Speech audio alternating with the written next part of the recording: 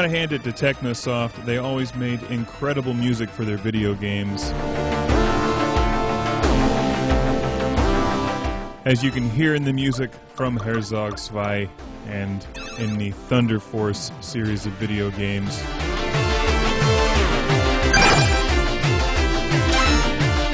Here's something you never want to do. You never want to pick up a tank that you've just spent most of your credits buying, giving it an expensive command to attack the enemy home base, and then run out of energy right before you drop it off because you weren't paying attention, explode, and lose your tank.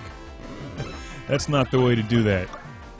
Here in part 2 of the review of HERZOG ZWEI, or HERZOG ZWEI, I'm going to pronounce it the way I've always pronounced it. HERZOG ZWEI. I'm going to Americanize it. ZWEI, because I like you. This is one of my favorite levels. There's 8 different levels that you can fight on, 8 different landscapes. Each is completely different. I've always called this one EC3, although I'm not entirely sure how to pronounce it. This is one of the coolest levels, no pun intended, even though it has snow and ice, because it has ground-based combat and water-based combat. In the levels where there was water, HERZOG allowed you to buy boats as well as tanks and jeeps and motorcycles and stuff.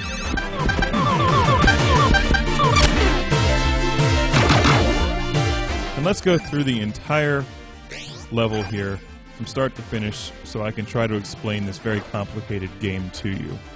The first thing I like to do is always buy a tank and give it the command to attack the enemy home base, and then drop it off right behind the enemy base because I like to see what defenses he has there and also catch him off guard, drop the tank there, and knock a couple points off of his base. Except in this game I was stupid and exploded before I could do that.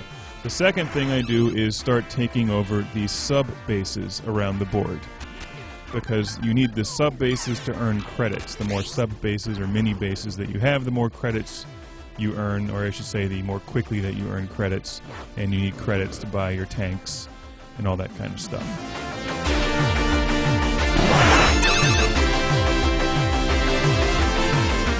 What you're seeing every time that screen pops up with the ordering information in the map, that is your command screen where you can see a map of the battlefield. You can see where the enemy fighter plane transformer is, which is very helpful.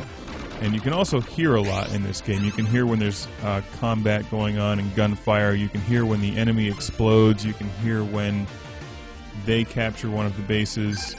So you get very familiar with all of the distinctive sounds in this game quickly. It uses sound very well.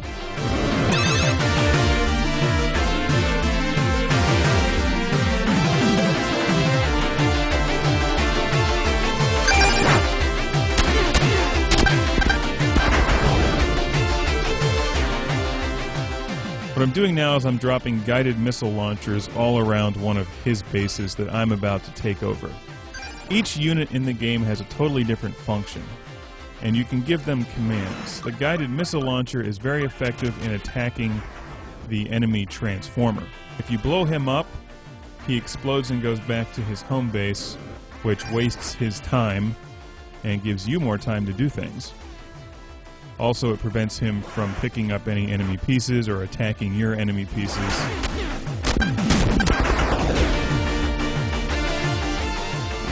I find that surrounding an enemy base with at least 3 guided missile machines, guided missile tanks or whatever they're called, is enough to keep him away.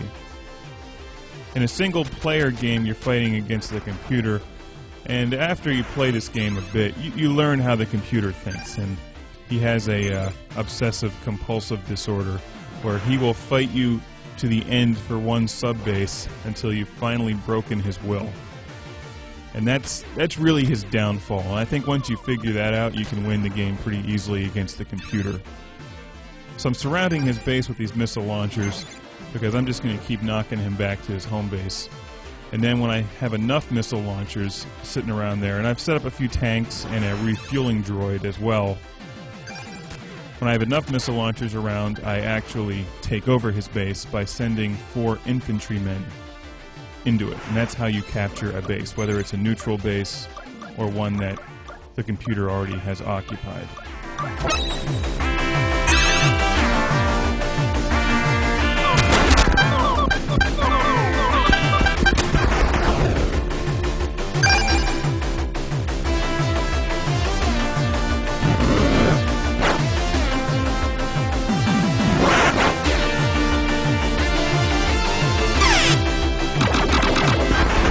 I transformed into my giant robot form and blew up some of the tanks that he has defending that base. The great thing about HERZOG ZWEI is you can play each game totally differently. You can play the game with a strategy where you take over every base one at a time until you've just completely strangled the enemy. Or you can play the game where you just simply attack his home base time after time. The problem with that is that you eventually start running out of money, and it costs a good bit of credits to continually buy tanks, which are your most powerful ground vehicle, and give them the command to attack his home base. So I like to play it against the computer, where I take over a couple bases, just enough to make sure that I've got sufficient credits to then launch a pretty serious attack on his home base. And I'm playing... HERZOG ZWEI has 4 different levels of gameplay against the computer, A, B, C, and D.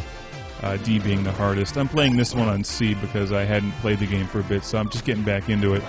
I played a few games right after this on level D, which is the hardest level, and really the only difference is that they start you off with no bases, so you have to start taking them over from scratch, and it gives the computer a bit of a head start. But again, once you figure out the fact that he really has an obsessive-compulsive disorder, it's not that hard to get the edge on him.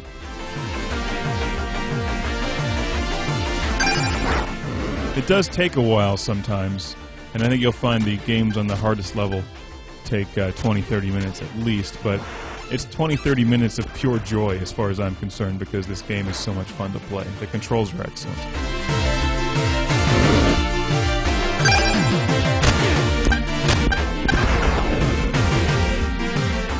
In this game you can see I'm just knocking him down one base at a time until I'm comfortable to launch an all-out assault on his home base.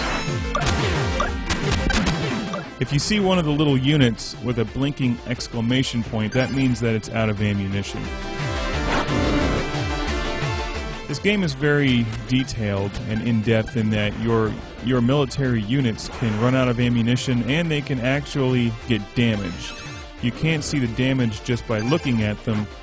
If you pick them up with your jet fighter and then go to your options screen, it'll show you the statistics on each of the vehicles on the bottom. It'll give you a couple bars down there.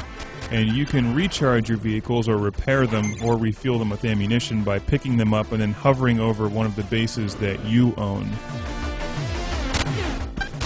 And you can also buy those resupply droids that drive around, but they almost always get lost and confused, so they're practically worthless. But if you're in a tight spot and you have 2 or 3 missile launchers laid out around the enemy base that you're trying to take over, and the enemy is actually being smart and launching tanks at them, they do tend to either get destroyed or run out of ammunition if it's something that's shooting back at the tanks. It's a very in-depth game.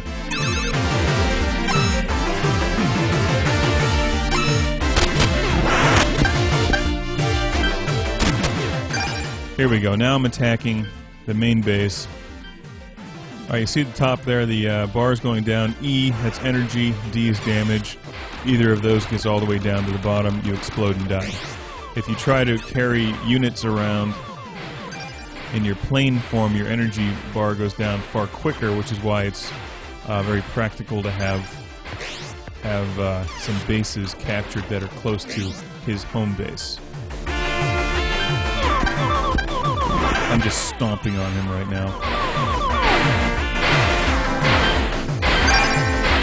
At this point, he's pretty much destroyed. There's nothing he can do.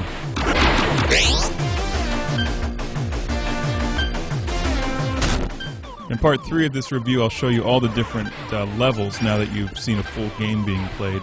Each level's a bit different.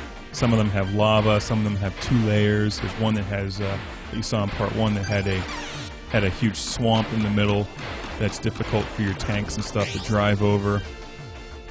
There's one that's all islands, which is really cool.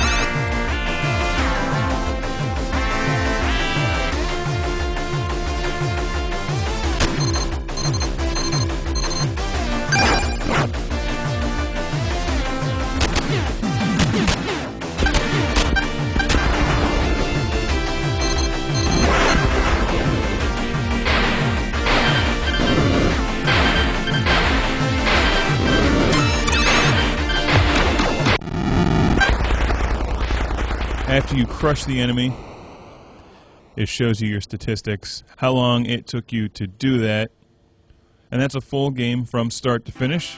In part 3 we'll get into the different levels, and in part 4 we'll watch another full game which was more challenging than this past one that you just saw.